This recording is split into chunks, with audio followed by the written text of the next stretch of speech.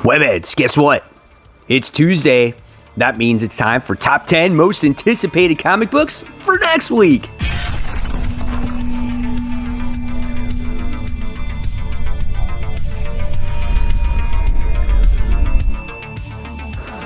Hey, all my webheads out there, welcome back to Comic Book Corner 2.0. And of course, guys, you're with me, Mike Spider Slayer, always helping you make decisions of what comic books to buy. And today, guys, I'm bringing you my top 10 most anticipated comic books for June 23rd, 2021. That's right, guys. It's never too early to start that pull list for next week. And hopefully, this might help you make decisions of what comic books to buy. And guys, at any time during this video, if you want to give this video a thumbs up, subscribe to the channel, and hit that bell for notifications.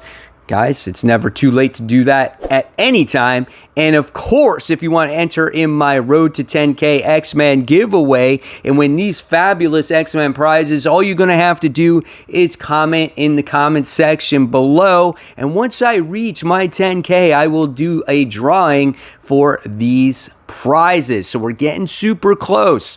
All right, guys, so let's get started with this week's top 10 most anticipated, kicking it off with the hot seat. That's right, guys, the hot seat is the book that could be dropped at any moment, or I'm thinking about possibly buying, but when I get to the shop, I might not buy it. So that book is Gamma Flight, issue 1. That's right, guys. So the Immortal Hulk is coming to a close, but the spin-off series is Gamma Flight.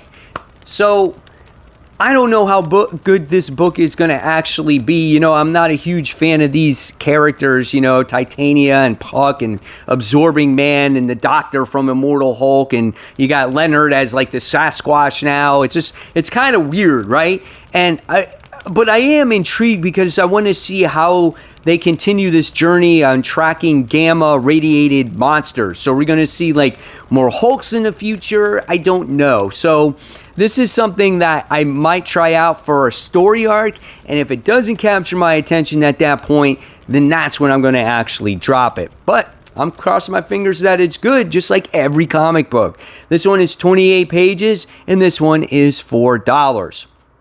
Next, the book that's on the rise for me, and I thought it was better than the first two issues, this is XMen Legends, issue 4. So when it comes to classic X-Men and you want to read that, that's what XMen Legends is for. And that's why this book is on the rise for me, because this brings back the glory days of X Factor. And that's what this particular story arc is about. And you guys know that you've been following my channel for a while. I've been trying to complete the entire run of X Factor. I'm getting pretty close, but I am missing quite a few of the older issues, like issue 2 and 5 and 9 and shit like that, right? But when it comes to X-Men Legends, it's got my team on there, and I'm looking forward to continuing this story. I thought it was really good. This tale takes place between the original X Factor series, issue 43, just in case you're following. This book is also 28 pages, and it has that $4 price tag. All right, next we move on to the official number 10 on the countdown, and this one goes to Infinite Frontier, issue 1. Now, Infinite Frontier issue 0 came out like forever ago. So this is where we get like where everything happened in the universe of, I guess, DC continuity. It's just like everything is remembered, like everything. So and it really says that in the description here. So anything that has happened in the DC universe, I guess everyone remembers. And so anything can actually happen in the Infinite Frontier of the DC comic book. I don't even know how to explain what this book is about. It's just, that's just me when it comes to DC, because DC, I didn't start reading until the New 52, believe it or not. And so everything that I've read in the past, I guess it all takes place and it's all good and everyone's going to remember everything. So we'll see what happens with it. Official kickoff to this series, 40 pages, $5. I'm hoping it's good. Next, we move on to number 9. This is Darth Vader issue 13. This is the Dark Lord versus Dark Droid.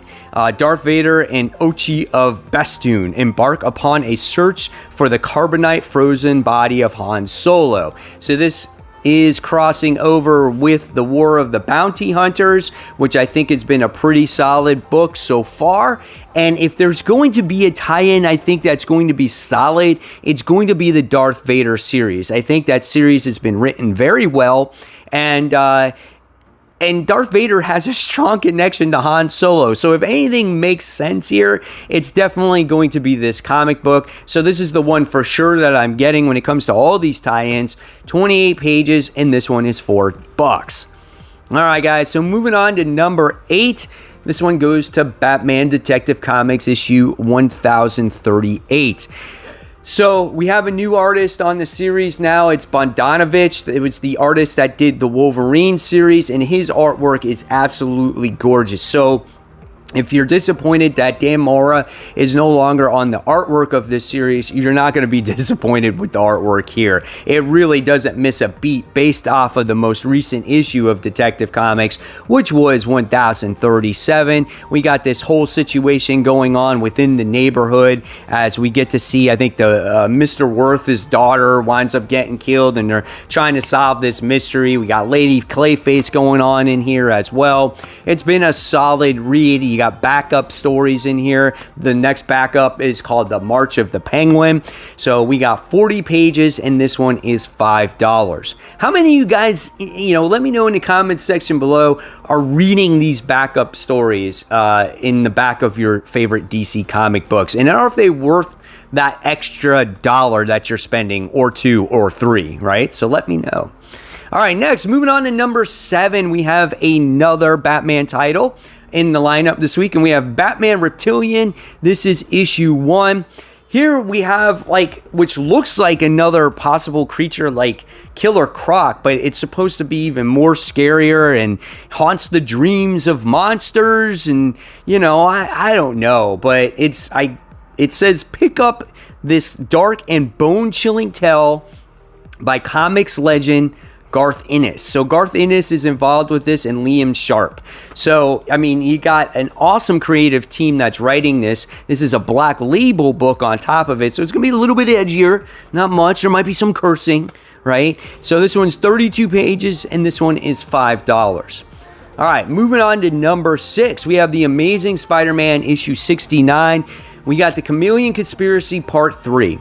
Now, I like the direction right now of Amazing Spider-Man, but Nick Spencer has closed a whole bunch of story threads and now has started a whole bunch of new story threads, right? We got the whole Chameleon Conspiracy going on with Teresa Parker. We have the Savage 6 storyline that is going on at the end of the book. You got Hobgoblin making his return, so you got that story going on with Ned Leeds. Then you got that other scientist that's Peter Parker's partner, making this thing that tells the future. Again, there was a whole bunch of story threads that closed, and now we have a whole bunch of new ones that opened up. So it makes for a lot of craziness going on in the comic book, a lot of story threads, and it's just why do we need all these story threads, right? Why can't we focus on maybe just the Hobgoblin? I would have loved to see that more even than Teresa Parker, right? So nevertheless, it's been better. Hopefully he can handle all of this that's going on right now. And there's actually Jack-O-Lantern in here too. So there's just a lot of stuff going on. 28 pages, $4, but it has been better than recent issues. All right, moving on to number 5. We have Shadecraft. We have issue 4. This is done by Image Comics. Really great story about this girl by the name of Zadie, who sees her own shadow, or she can talk to her own shadow. And this shadow happens to be her brother. And there's this person that, I guess, studies this phenomenon that's going on. And there's something much more to Zadie than we're led to believe. And this is a great story. All her friends think she's crazy. Her brother's been in a coma. It's been a really good book. And I did not think I would enjoy this as much as I have. Awesome book. Recommend it. If you can't get it now, if you can't find copies, wait for when the first trade comes out or when the story ends. I don't know how long this is going on for. And this one is $4. All right, next we're getting into some really good books. And any of these books could have been my number 1, but I think this is going to be a solid week. And number 4 goes to Robin issue 3.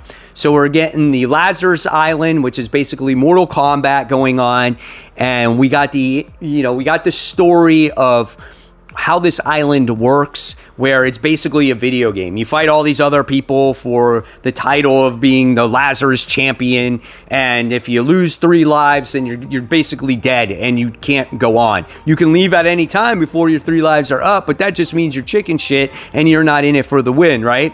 So we got all the rules. It was cool to see Rose in there as well. Hawk is in this book, which is Green Arrow's son, which I never even knew he had a son until recently, because I guess that's how long he's been away from comics for. So it just makes for an exciting comic book, and I'm really looking forward to it. We also got introduced to Flatline at the end of that first issue, and but yeah, it's a good book, and I like it, and I think the artwork is fun, and I can't wait to see how this book progresses as time goes along, and seeing Robin's journey and how he actually, how Damian grows as a character here. So this one is 32 pages, and this one is $4. All right, so now we move on to the top 3. And number 3 goes to Something is Killing the Children, right? This is issue 17. So a lot of us thought issue 16 was a one-and-done single issue of Erica Slaughter's origin story. Well, that's not the case. This is a story arc. So this takes place through a whole bunch of issues, whether it's 4 issues, 5 issues, I don't know. If you guys know, let me know in the comments below. But right now we're going into the second part. In issue 16, we got her as a little girl, how I think her name was Cecilia. I don't remember if that was her name. Rescued Erica from a creature. The creature wound up going into her stuffed octopus, and they brought her to the House of Slaughter. It's against the rules, but they accepted her anyway. You got to learn what the bandana means. If you have just a plain bandana, you're not really initiated in the club yet. It's not until you earn the fangs, until you're actually part of the group.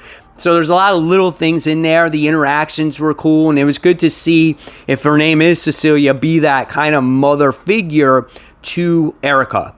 Can't wait for the next issue. I love this series. 32 pages, $4. Who doesn't love Something is Killing the Children right now? However, there are 2 more comic books I am looking forward to more this week than that awesome book. And this one, coming in at number 2, goes to Spawn Universe. This is issue 1.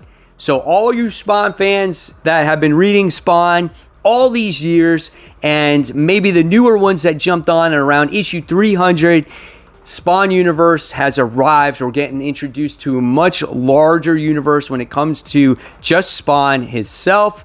It's a double-sized issue that begins a storyline so huge that 3 new Spawn-related monthly titles will spill out from it, including a new Spawn title, Gunslinger Spawn, which is monthly, and a new team book bringing a handful of these characters together in their own book. And this one is with this one-shot. So, guys, this is going to be a lot of fun. I can't wait to see how this universe evolves. I can't wait to see all the writers and creators attached to this, which we got some of them, but which books are they attached to? It's still yet to be determined. You're thinking, yeah, it's $6, but again, it's a double-sized issue. So when you look at double-sized, you got to look at 60 pages probably for $6. It doesn't give me the page count on here, so I'm super looking forward to this one.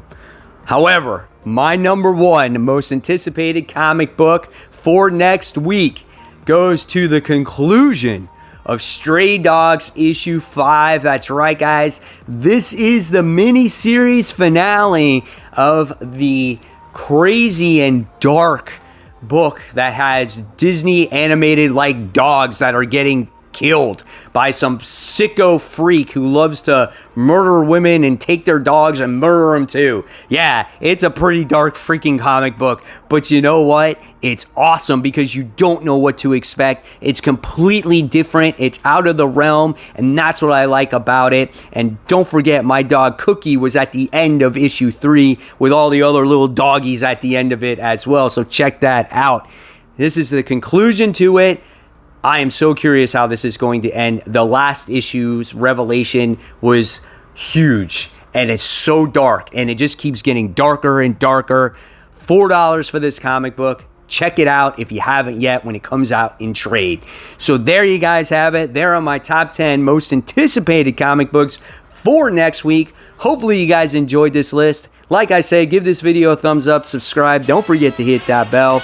If you like my content, I'll leave you more content right here. Just click on it, here or here.